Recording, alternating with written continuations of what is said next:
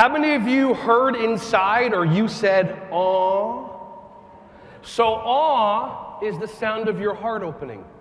Awe is where your inner child exists and the connection to it. Your brain doesn't understand awe. Your brain is designed to make you right, keep you safe, make sure you procreate, all that stuff, the automatic things. The heart is designed for so much more.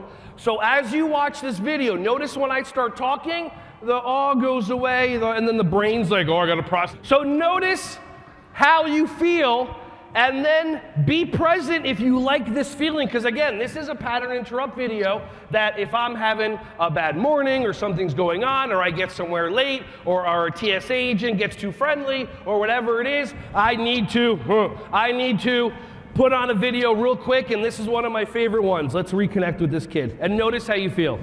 And now we're gonna go faster. Are you ready? Yeah. Yeah? Okay. Everybody now.